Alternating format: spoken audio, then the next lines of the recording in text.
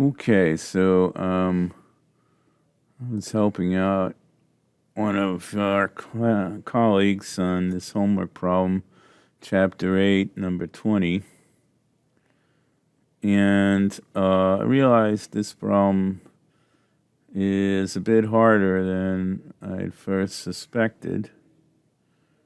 So I wanted to rough it out for you. And I got it wrong myself. Oops. New slide. And I want a blank one. Okay, so now don't forget that numbers you get might be different. Right, so we'll copy. So I was a little thrown off when it gave us the lengths of the length of the pendulum and the mass of the force at a certain point, and so I didn't see it at first. But then when I tried doing the problem myself and I entered in an answer, and I got the wrong, I couldn't understand why I didn't get it right, because then I realized it wasn't as easy a problem as I thought. Okay, so let's see here. So this is basically the same as the ballistic pendulum. The problem comes in when you assume that when it's at 0.8 or here it's 0.775.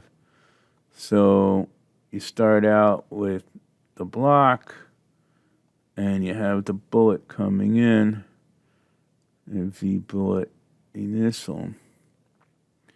And then it hits, and then there's some V combined initial, and that means it has some 1/2 M total V combined initial squared, right? And then it says that it rises 0.775. And of course, you right away assume that V at this point, let's go, this is 0.0, that's 0.1. So we are assuming that V1 equals to 0, and that's wrong. And so what happens is at this point here, it's going to have an E total equals to K1 plus U1. And they're both not going to be 0.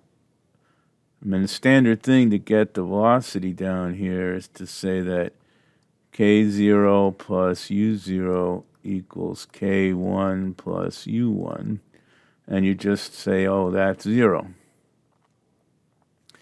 And if you assume it comes to rest, you say K1 is equal to 0, but that's not the case here. And so now what you do is you have to make yourself a free body diagram. And we have the F centripetal, and then we have a weight.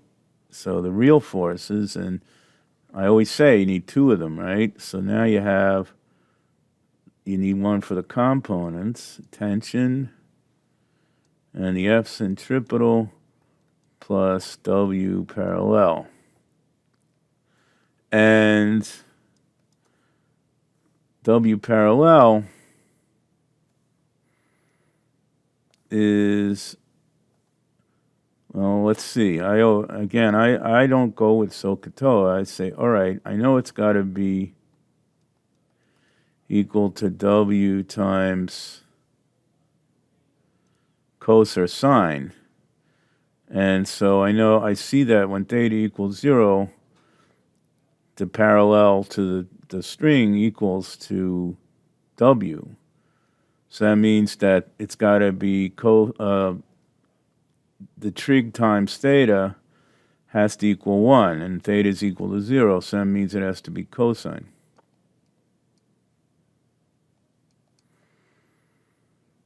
And you can get that because if you're given 0.775, then you can get this distance here, and you can get theta. And then now you have, if we say this is the positive direction, we have t equal t minus f centripetal minus w parallel equals 0. So then you'll be able to get a K1, the U1 you got from mg h1, and the K1 you get you get the velocity. This will excuse me, this one will get you the V1, and then of course then you have 1/2 m, what are we calling this, combined? M combined V squared. All right, there you go.